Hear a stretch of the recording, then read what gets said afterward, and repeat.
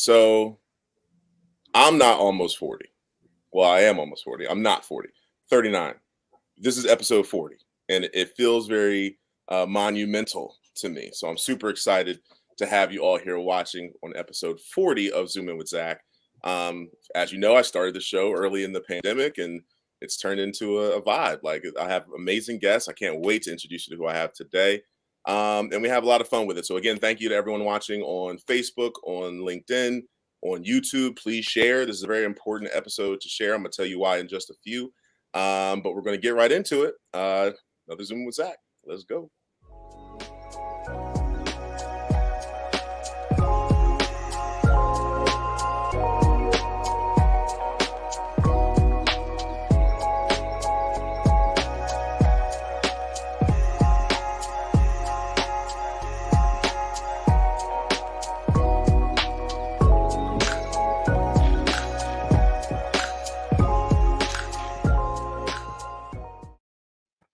Hello, everybody. Welcome to another episode of Zooming with Zach. Super excited to have you here today.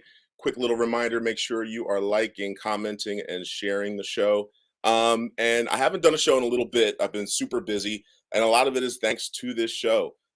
Super grateful to all of my awesome clients. I actually produce about 6 of these shows now for a bunch of amazing people, for some clients over at Navitas Marketing. It's just super awesome. So really excited about it, but because I'm doing that, I can't do my show as much. But when I do, I come with amazing guests and folks you need to meet. Super excited to have my guests on today. Quick shout out. Today is Indigenous Peoples Day. I have on my Instagram, I have a land acknowledgement map. So please go over there and see what lands you've occupied in your lifetime. I occupy Lenape lands, have worked on Lenape lands. It's all the way up to New York and around this area. But it's also World Mental Health Day, which ties in a lot with why I have the guest I decided to bring on today. But of course, the trivia question. I don't know if anyone's going to get this. Again, if you think you know, leave your guess in the comments. But why do nurses like red crayons? Why do nurses like red crayons? If you think you know, put the answer in the comments. We're going to let you know at the end of the show. But before we get there, I have to introduce you to the one and only. Hold on, let me get my graphics straight. Miss Simone Golden. Hello, Simone. How are you? Hello. How are you, Zach? I'm great. Let me tell you, Simone's awesome. Me and Simone go way back, all the way to high school. I think you might have graduated a year before me.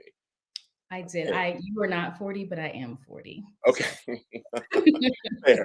Fair. I'll be there soon, though. I'm going to come join you. But Simone is awesome. So I've had a chance to know her again all her life, but of course, been following what she's been doing on social over the years, and her journey through being an amazing social worker and therapist. It's just been really unique. And on today being World Mental Health Day, I said, you know what, it would be great to be able to not only shine a light on her business, but of course have her drop some knowledge on all of you good folks listening. So Simone, welcome so much to the show. I'm glad you're here.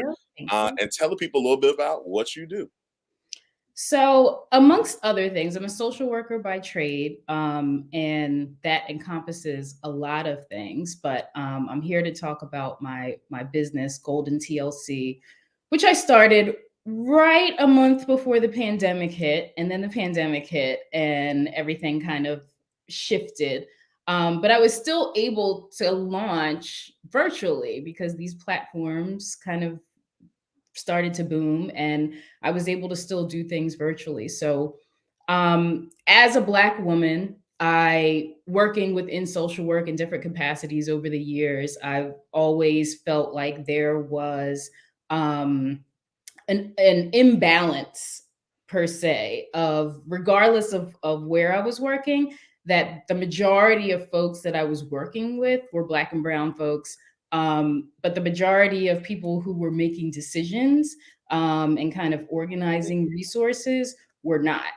And that affected things in different ways, especially in education, but also in community mental health. So when looking to try to figure out, okay, what is it that I want to do? Knowing that I wanted to stay within the helping profession, general helping profession, like what is going to be my niche? And it didn't take much for me to realize, like, okay, I want to target working with people who look like me and have similar experiences to me, because there Mhm. is, a direct link with feeling like there is some comfort in provider care. And that goes for, mental health care, but also medical care. You think about, you go to the doctor, and you walk into a room and you see someone who looks like you, and it's like, oh, like, you don't know what it is, but there's like a certain level of comfort that maybe, perhaps, there's a level of understanding that I don't have to explain, right? 100%. A hundred, Yeah. and a comparison, I've had that same feeling, uh, if you've been pulled over by the cops. It Yes. The feeling that I get, it's hard to even describe, but I remember one time where I got pulled over and I saw the officer was a brother. I took a little sigh, I was like, "Oh." I was still worried, but I that there was a little bit of comfortability in knowing that, all right, he hopefully will not be judging me based on the color of my skin, Right. because Right. he looks like me. Yeah. So I And get it. I've Yep. had families, especially within education over the years, that they're not expecting me to walk in the room when they hear, oh, the clinical director is going to come and talk to you about whatever, you know. And I walk in and they're kind of like, oh, okay, sis. Like, and I sit down, and there have been times where families have even asked my white counterparts to leave the room because they feel more comfortable and sometimes a little bit less judged about Mhm. certain things, when it's me having those conversations. And that's a combination of just, your level of empathy in general, but also, I think, innately, whether it's me as a black woman to another black or brown person, or, if it's a Jewish person to another Jewish person, whatever that relation is, Mhm. there's something that allows, when we have a commonality, that allows us to have a different level of empathy Mhm. because of a shared experience. 100%. 100%. And from a patient standpoint, like, we're talking about deep stuff, you Yeah. know? I don't like, if I have any sort of inkling or thought that you could be thinking of something else or not understanding what I'm saying or something not in my best interest, like, that completely shuts me down all the way. Yes. So, yeah, anything that can provide additional comfort to a patient, I think is a huge benefit and a win. Mhm. Um, so tell me a little bit about your journey, because I know we talked about it briefly before the show, where sometimes I'm confused as the difference between like social work or a social worker and a therapist. And I was like, I'm pretty sure you'd be a social worker first, and then you become a therapist, but maybe not. My wife's a therapist, and like I still don't understand it perfectly, because she got her master's from NYU in social work. So I'm Right. like, okay, what did you go for? Like, so tell me a little bit about your journey and how you Right. can educate me on that path. Yeah. So first of all, shout out to all the social workers. Shout out. Um, I don't think we're always as valued as we should be, but there are many different paths to becoming a quote unquote therapist. And I think this is what a lot of people don't understand. People hear the word social worker, and a lot of times they think of what many times is community social work, case management type of things, working for DHS, working in the welfare office, those type of like ground level community resource type of services. Mhm. So to become a therapist, you can have many different backgrounds. I have a bachelor's of social work and a master's in social work. Um, Within social work, there are different tracks. You can have a clinical track, which is what I did, because you want to go into mental health working as a therapist. Mhm. So once I get to my master's level, I can say, okay, I'm going to be taking courses on mental health and everything around mental health so that I can get my licensure to become a therapist where I'm Mhm. providing therapy to people. I also could have a macro track within social work. So I could get my master's in social work on a macro level, and I'm writing grants or creating policies at the higher levels in Philadelphia government because I'm Mhm. trying to enact similar change, but from a macro level. So there Mhm. are social workers that have the same degree, but they don't want to work on the ground level, giving one-on-one therapy, working with the people. They want to enact change in a different way. Gotcha. So social workers, our perspective is very different from other folks. Someone might be a licensed professional counselor. That's also a way to be a therapist. Someone could become a marriage and family therapist, which is also not social work. It's a different track Hmm. where your practice is geared towards working specifically with people in marriages and family units. You could be a psychologist, get your degree, master's in psychology, and psychologists are very much the stereotypical, when you think of the person lying on the couch and you're deep diving into your past to make the connections from what happened in your past to your behaviors that you have now. Hmm. And there are many other routes to becoming a therapist that are not social work. Um, Interesting. Social workers, our perspective is what's known as person and environment. So social workers come from a perspective where we do not focus just on if a person comes in front of me, I'm not focusing as a psychologist may on their childhood and the connections from their childhood into what happened today. Hmm. I'm not necessarily focusing like a marriage and family therapist on, the dynamics between these relationships. As a social worker, the person and environment theory focuses on here's the person and they're in the middle of a pie, right? Every single aspect of their life affects what is happening with that person. So that person and whatever they're presenting with is affected by every other aspect. You cannot look at a person singularly within a certain circumstance and determine what is happening. You have to look at what's happening in their household, what's happening in their community that might be affecting them, what medically is going on with them, what is their schooling like, what are their relationships like. You're going to look at every single factor that could be affecting this person and consider that, as you work with them. You Hmm. cannot disclude, their socioeconomic status, their race, their gender, their any factor that might be affecting who this person is and how they function is something that we consider as social workers. Hmm. So that is the perspective that we come from when we are engaging like in a therapeutic relationship with somebody. If that makes sense. It does. I'm following it all, and it's deep. I do appreciate the breakdown. I think this is very helpful for a lot of folks watching, especially any folks who are like kind of looking to get into the profession, or they're all the college students I know. Yeah, I hope folks are Mhm. checking this out. So that's awesome.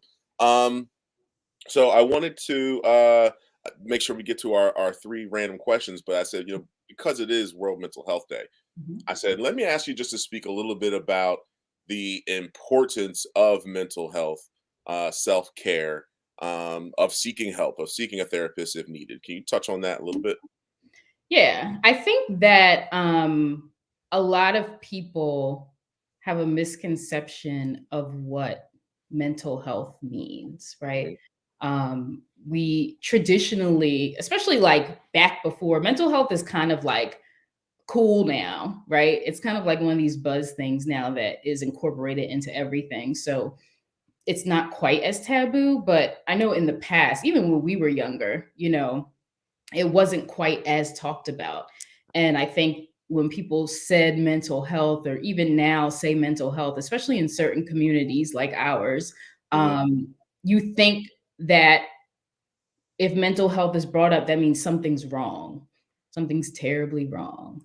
I'm depressed. I can't function. I have some sort of, diagnosis. I'm taking medication. I need to go to the hospital. Mhm.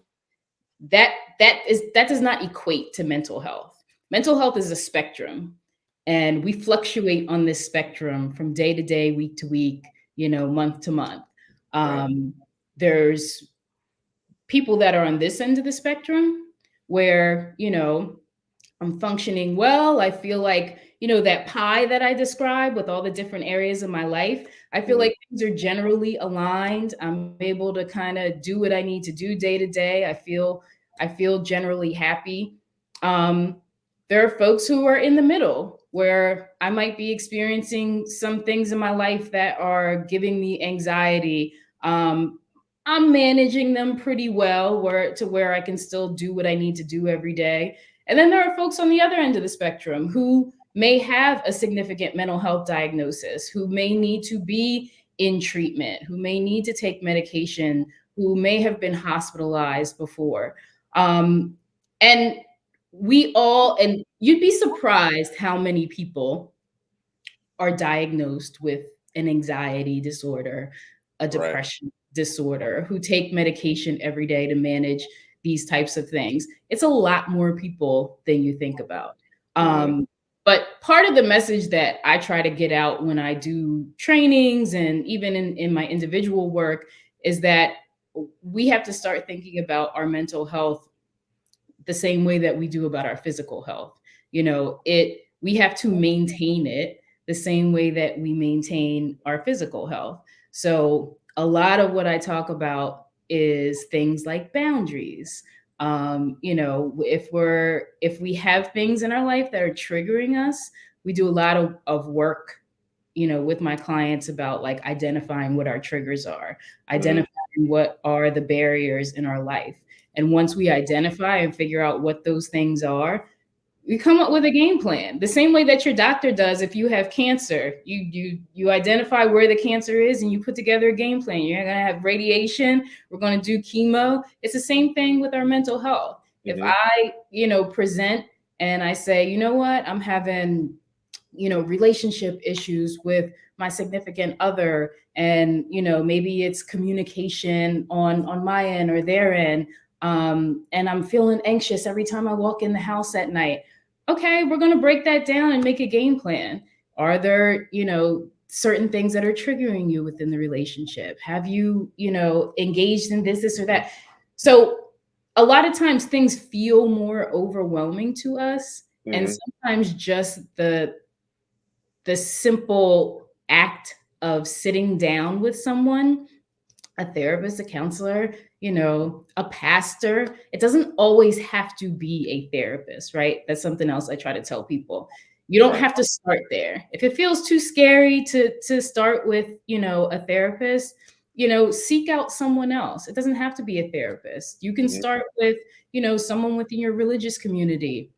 It doesn't have to be a therapist, but sometimes just having someone on the other end of a Zoom or a table, to be able to kind of navigate these issues with allows it to feel less overwhelming. Yeah. Yeah. I almost feel like everyone treats their best friend as their therapist, which Mhm. probably is not super advised. I think a lot of these best friends give us terrible advice from time to time, but I get that dynamic of having someone who's going to listen to you, give some feedback. That's super, super valuable.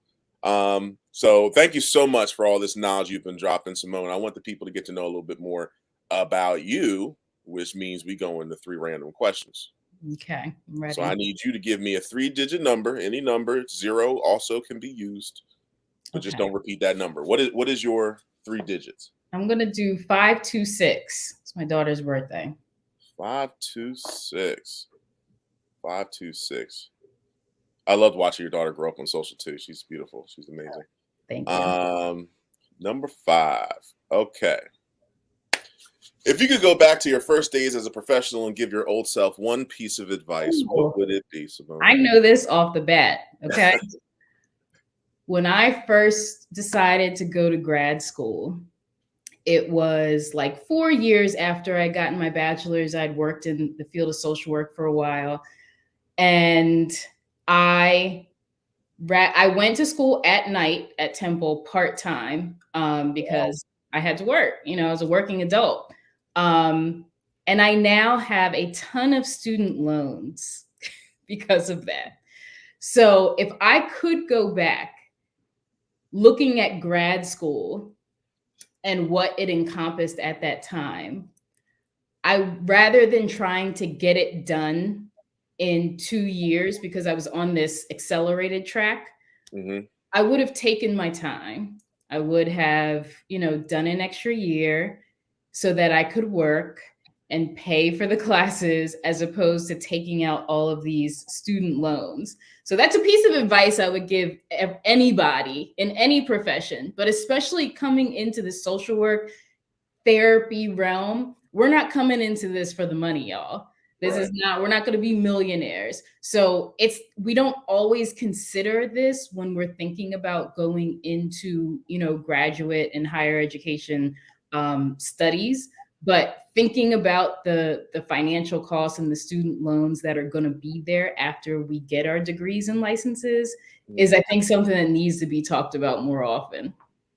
Gotcha. Solid. Number two. Two was your yep. Two. If you could work in another industry or job, what would it be and why? What would I do? I think I would be in interior design.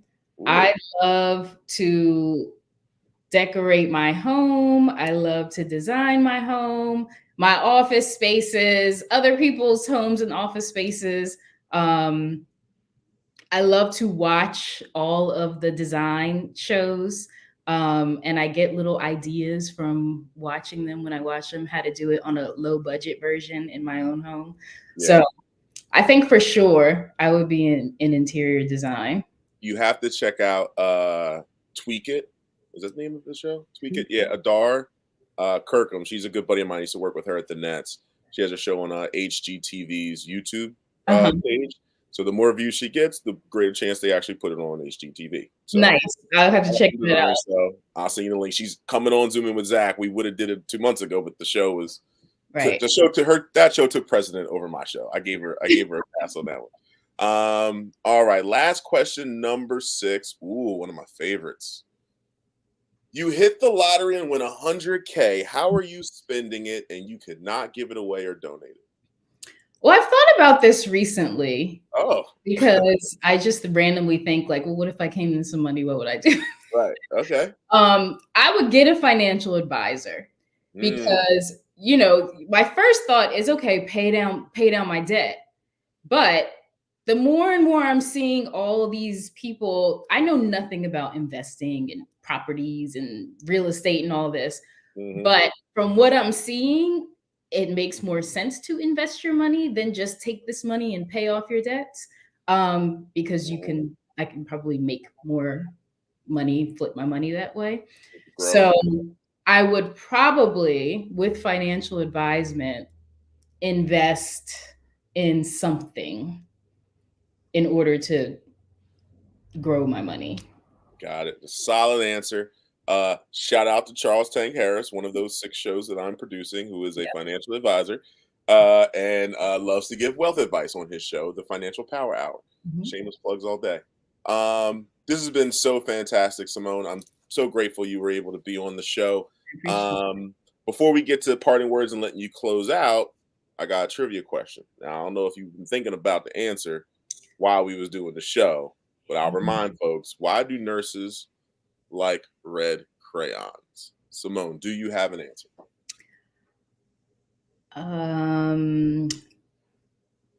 Because they like to draw blood. I don't know. That's it. Yeah. Oh, that was a good one. I was like, I feel like she's gonna get it.